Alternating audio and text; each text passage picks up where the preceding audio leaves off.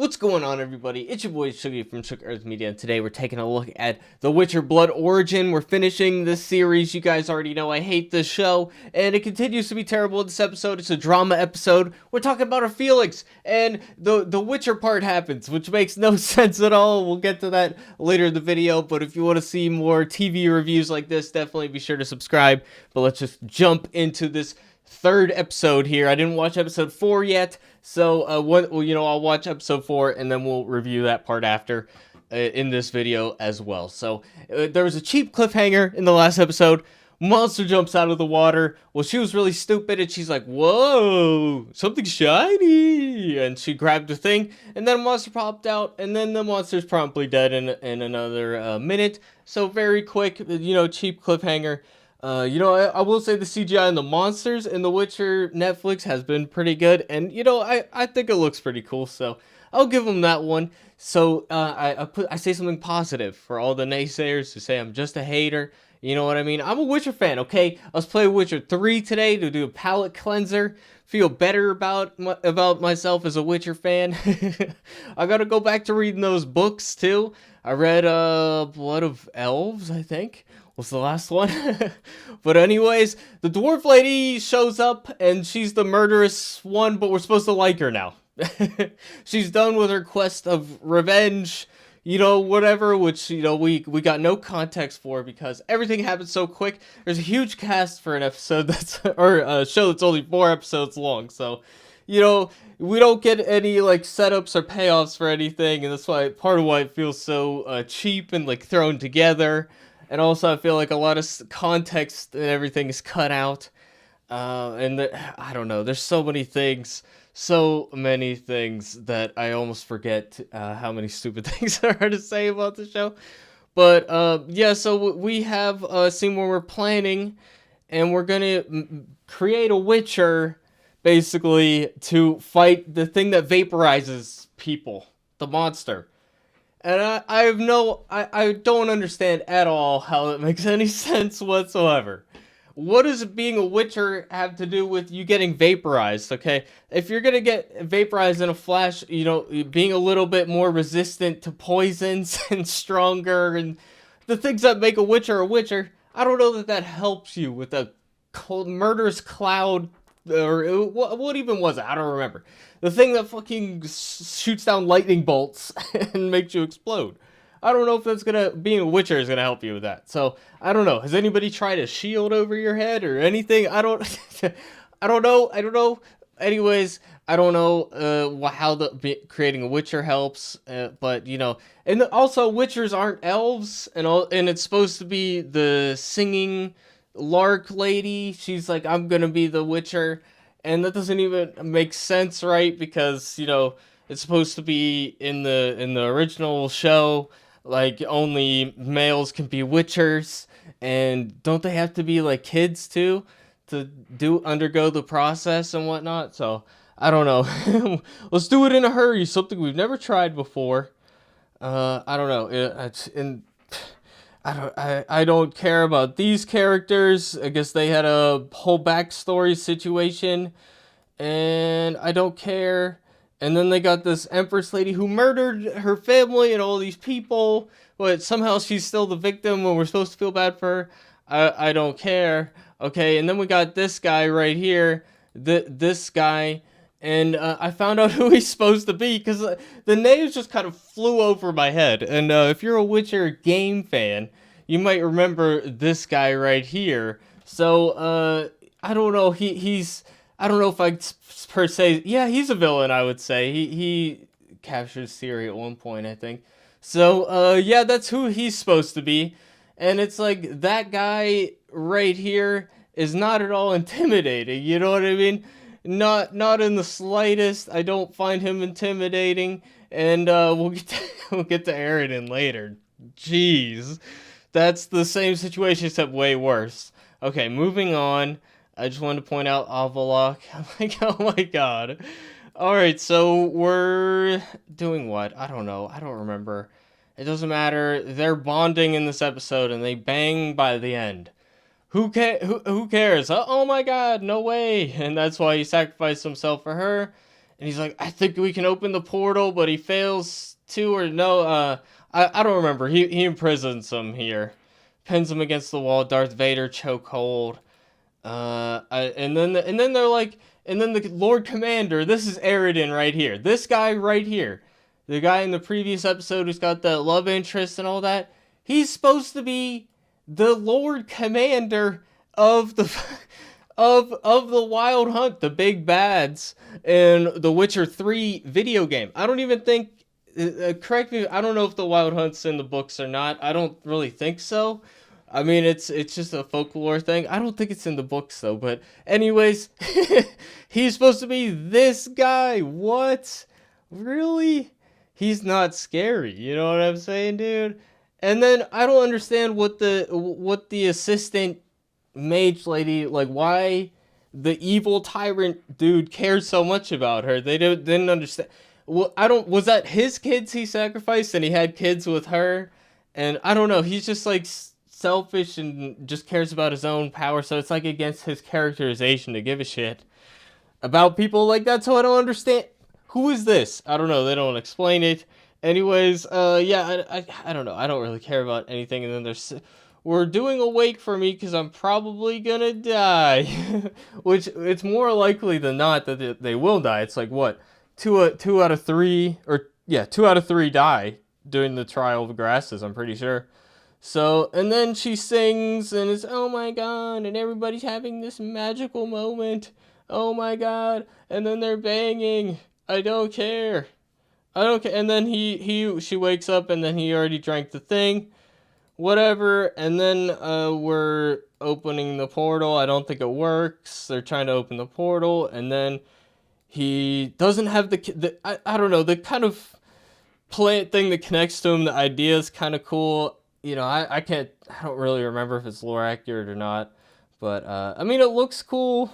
It's not, the CGI is not great, but the concept is alright. But yeah, and then he doesn't have the cat eyes. Where's the cat eyes at? I don't know, but why can elves, wait, elves can't be witchers later, or they're only, I don't understand. Elves forgot how to make witchers? That seems like I don't know. I don't understand what's going on with the lore here. And then they're bonding. I don't care. And then we got this lady. You think that she's double crossing them, but then she double crosses them later. And you know, honestly, Michelle Yeoh, I've liked her in a lot of stuff, but she's just like phoning it in here big time. And I don't blame her. If I read the script, I'd be like, geez, I'm also phoning this in. I don't care. You know, it's understandable. And then there's more romance, more, you know, it's like we already had it. And this time it's even more. And then what is the punchline? I forget what the punchline is. But it was something stupid. Oh, he's like, I die for you. And then she's like, you already did, because I guess he died and then came back to life. I don't know. And then I found out the spikes is the metal that cancels out magic. No, I remember that. Which is, you know, it's odd that they have so much of it. Again, before magic is like, we're just repeating ourselves at this point. So I'm gonna, you know, just move on. So they're in the prison cell, and then the assistant lady's here, and you know, I feel like she's just gonna die off screen or something. I don't know what happens to her. Oh, I forgot to mention earlier, because I found out who the guy with the white robes. Let's just go back. We are 38 minutes. Let's just go back here to this guy in the white robes. He was in prison, and then all of a sudden is not in prison, and he's like, I got out during when I saw everybody get vaporized by the beast, and I escaped. But then later, I think after that, I'm pretty sure you see him in the jail again. I didn't realize it was the same guy. I'm like, wait a second, how the fuck? I don't know. They don't even like keep track of the continuity of their own show. Either that or they had a scene and they cut it for time, even though it's like it's a streaming service. You can make it as long as you want. Doesn't matter. So, I don't know. And apparently it was supposed to be 6 episodes, and they cut it down to 4. Now, usually I would just assume that it's just like longer episodes and they just rearrange things slightly. But, you know, maybe they cut out stuff. I don't know. And then she double crosses them, and she's actually on the same side all along. Why wouldn't she explain to them what her plan was? Warn them that they're going to get ambushed. And it was really silly. Okay, we got this battle scene here. And then she rides off and over to them. And it's like, if she really was on the soldier side, wouldn't she want to just like start attacking them? Because she's right next to them. Why would she go over there to then march? I don't know. It's stupid. Also, these guys would know that it's a ravine, and they should definitely check for fucking archers up there. Put their own archers up there. They should definitely flank around, have half of their army go the other way, dude. And like, I don't know, there's military tactics, man. You got to think about it for fantasy stuff. That's what I like to think about, anyways. But I guess maybe people don't care, and that's fine. But I like to think about that kind of stuff. And we got the stupid battle and murderous dwarf lady. I don't know. It's not really convincing on screen, I'm sorry to say. I much prefer the dwarves in the video games. But anyways, we're marching on the city, even though we have no plan. And the Witcher guy is in chains for some reason. Well, we got the same effects that they have on Henry Cavill. And it looks okay, the eyes, and all that. But that's usually reserved for, when after they've drank a lot of potions and whatnot. So anyway, we breezed through that episode. I guess there's not as much to say. I've been forgetting to point out that the elves, don't feel like elves. They just feel like humans. And it's really weird because they don't act any differently, and all the different tribes are they're just not distinct from each other to me.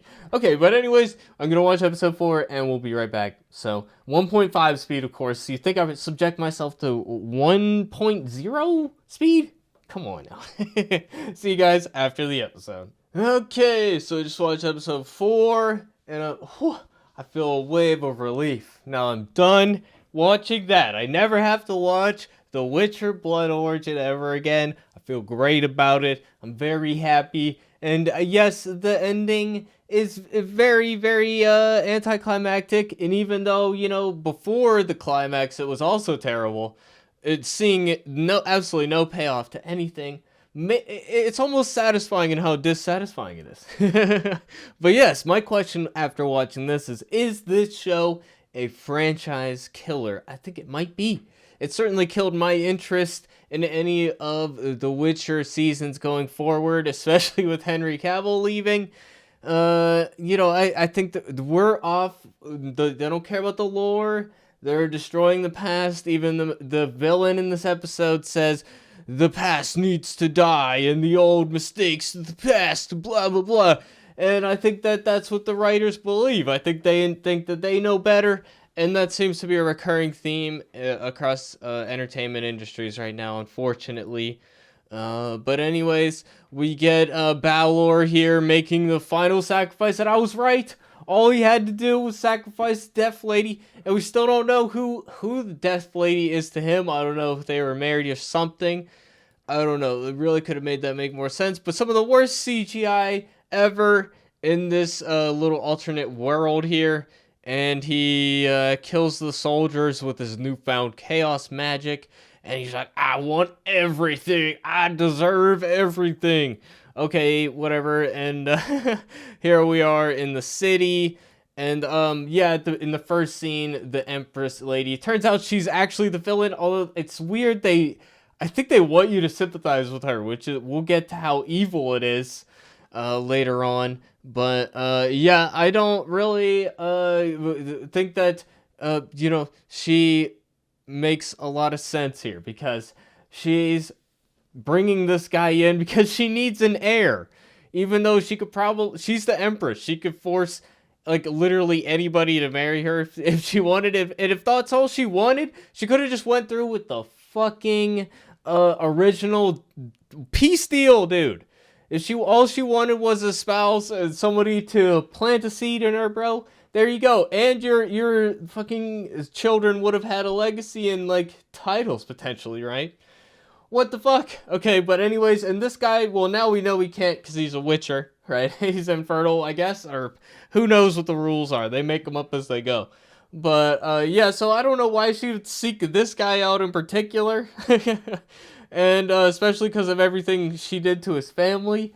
It's just absolutely ridiculous. Or she killed everybody, and she's trying to get him on her side, and her logic is like, I just had to, man, because I was going to be like a footnote in somebody else's story. Because I'm the main character. R slash, I'm the main character. And I think that's how most of the writers feel about themselves. Hang on, I forgot to turn my light on. Give me one sec. So we got them disguised as the other army in these these military uniforms, and it's a surprise attack, and they kill everybody. I forgot to mention the dwarf lady is a perfect archer as well. In addition to, she can kill everybody every way. Everybody's so amazing. There's no flaws in anybody anywhere. And everything she did was totally justified, man. She definitely didn't kill any innocent people in her quest for vengeance or whatever. But yeah, anyways, we pretty much said all there needs to be said about this scene. And then the double cross is that the Empress Lady isn't going to honor the agreement. She's like, I don't care about honor. And, you know, I just care about being the right person. I don't know what her logic is. But I feel like that's what I do think the villains are who the writers identify with. That's what's interesting. They make them the villain at the end, though. And then we got the Lark Lady. Everybody knows her. And that's one thing I forgot to mention with the previous episode. Like, the Dwarf Lady shows up and she's like, yeah, I've heard of you. I've heard of you. Like, isn't this world supposed to be really huge? And, you know, there's supposed to be, like, it takes time for word to get around to all the different people. And some people probably wouldn't even hear about what's going on in the outside world, you know? So, and how they wouldn't, I guess with the wanted posters, they'd be able to recognize them on sight. But it's just like, everybody knows everything about everybody, and you can travel anywhere in a matter of days or seconds or whatever. And this is her epic speech to, let's overturn the highborns or whatever. And, you know, I have a powerful song. The freaking songs, dude. Okay, and then she's trying to convince him. We already talked about why it's dumb, and then he turns into a werewolf in this episode. I don't... Since when can witchers tear people in half? We didn't get... We'll get to that part at the end, but they don't get like super strength. He literally becomes a werewolf. And how does he avoid getting vaporized by the electricity? He just runs faster than the electricity. Electricity is like fucking the fastest thing. Dude, oh my god. It's so frustrating, this show here. I don't care about that relationship. And then there are more action scenes I don't care about. And she's saving a book. We gotta save the book. You know, we're about to die. And then we got the final showdown. And who cares? And then they showdown against the Balor guy. Who cares again? And then she dies on the throne, and she's like, you gotta remember me. It's terrible. He looks like a werewolf. Blah, blah. This is kind of cool with the vines. I like the vines. Tying them together. We're destroying the monolith mystery box, like, story plot object that's fucking... I don't think it's in the source material. It seems, like, pointless, and... I don't know what we're going for with this show, man. And, I forgot to mention the new Witcher. He throws a sword at the monster, and that's how, like, he kills it. Dude, if you're gonna have him throw something, at least throw something that makes sense, like an axe or a hatchet. But he throws a sword, which, like, it's tumbling like this. It's gonna hit it on its, like, sharp side or whatever, but it's gonna just, like, bounce right off. It's not gonna have enough forward momentum to pierce. I mean, swords are, like, I don't know. You'd have to have force behind it to pierce them like that. I mean, that's more of, like, a slashing kind of weapon, you know what I mean? So, I don't know. It just looks so funny, dude. He looks like the Hulk, except an elf. And then he rips people in half. It's the big twist. It's kind of funny. I laughed a little bit. I'm laughing as this stuff's going on because I don't.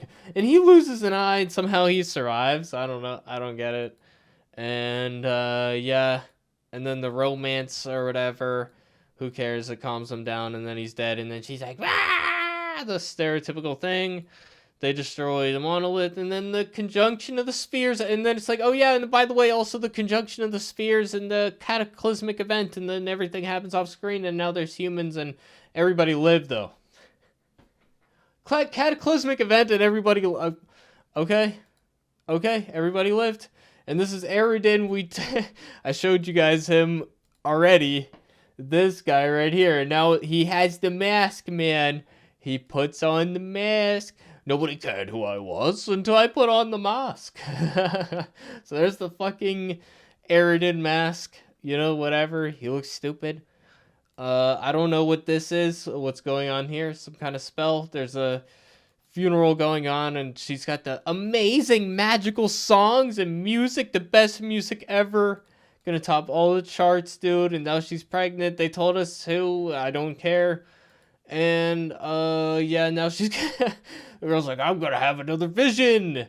I don't remember what the vision is. And then we're back with Yaskier, and it's like, who cares? And then he's back at the battle, and his side won the battle, and it's so dumb. Such a shallow way to connect it to the bigger universe. Like, him writing this poem means something. Who cares?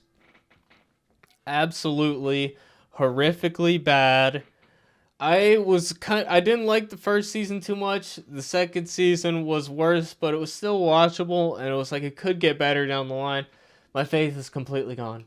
So let me know what you guys think in the comment section down below. I think I about covered everything that I really care about. So let me know what you guys think yet again, and I hope to see you guys in future videos. I will review Witcher Season 3 when it rolls around, or at least the first episode or two. I'm not going to commit to the full season, but, you know, if I'm still doing videos at that point, we're going to do a Season 3 premiere review. Anyways, guys, thanks for watching. See you in the next one. Peace out, everybody.